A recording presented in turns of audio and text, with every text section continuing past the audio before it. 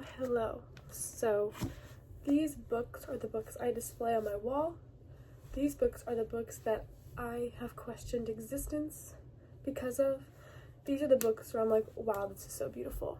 And these are the books that you should read.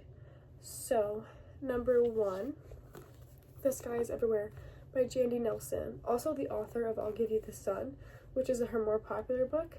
But this book deals with grief, and it's a romance, and the characters are so just colorful and vibrant, and just I laughed with these people. I felt bad for them. I felt for them. When I can laugh out loud in a book, that's how I know that I love the writing, I love the characters, and it's just enjoyable. It's funny, the romance, the chemistry is amazing. It has so much more depth to love triangles. I don't like love triangles. I think they're stupid, like a very stupid, but this one is the only love triangle where I've been like, dang, because there's depth.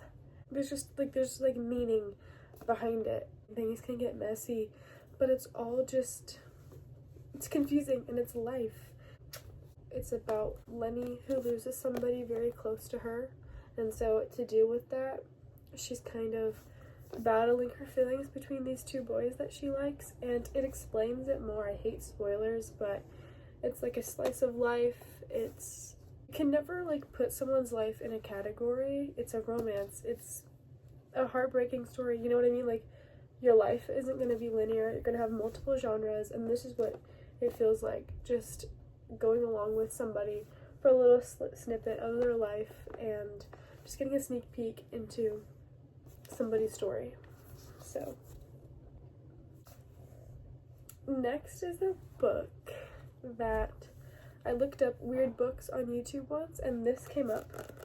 This book introduced me to weird things. I had never read a book and been like, that's weird. You know what I mean? Like, fantasy things can be weird, but like, this was just weird. If you know about the worm in this book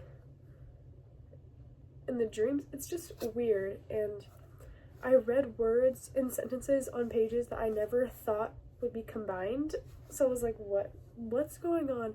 Such a unique, magical realism, fantastical story about witches and childhood, and it kind of takes on, adults don't really believe children when they tell them stories. You know, they're like, haha, okay, but what if your imagination is still real to you? Or like, what if magic is everywhere, but you just like, there's a lot of food, it's just so warm, makes you want to go out and live a little more, you know?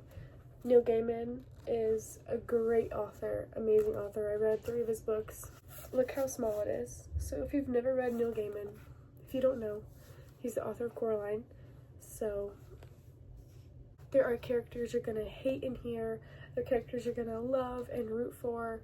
It's just a magical time, like just a unique, magical time to read, and it's just such a special that might like impact you in your life.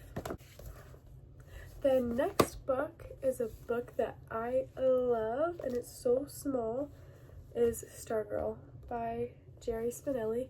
I've had this for over 5 years, but it feels older than that. I have, lent it out for people, for my friends to read. This is probably the first standalone book that I really fell in love with. When I was in high school and I read this, I was like, what? I was their age when I read this book, and it's just a book about nonconformity and being yourself, and even though you're facing so much turmoil and conflict from that, and being yourself can be so embarrassing and awkward and make you ashamed of who you are and the people that you choose to be close to. You may be blinded by negativity if you like somebody, you know what I mean? The sequel to this, Love, Stargirl, is just as good. It's just as good. It's called Love, Stargirl by the same author. I would recommend this it's just a story about boy meets girl girl is just different and draws people in at first because of her difference, because of her differences, and she lights up the town, but people start to resent her for those differences later on. And it's just a story about, can you accept people for who they are, or do you change people when you want to be with them? Are you going to stay true to yourself? You know, it's a great story. I don't care how old you are.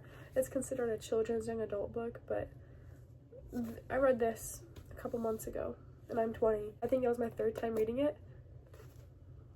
It's still amazing. And it's just so cute. It's like you can put it in your purse and go on the train and read this. I don't know. Oh. I want to get that as a tattoo one day. I love this. I really want to get that as a tattoo. It just smells old, and it's been in many people's hands, so that's exciting. The last book that I read over the summer, I was obsessed with this author. In July, I only read Taylor Jenkins Reid. I read 4 books in June.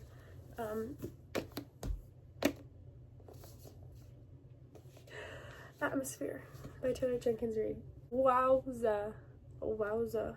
It's a slice of life. It's conversation. It's NASA. It's women. It's amazing. It's amazing. I was so surprised. I just read this on my phone, and if you look, I feel like I got like this special edition, because I just went to Walmart to get this book because it'd be cheaper than Books A Million, and I was like, Walmart's like 2 minutes away, let me go there. I get this, and I don't see this anywhere else.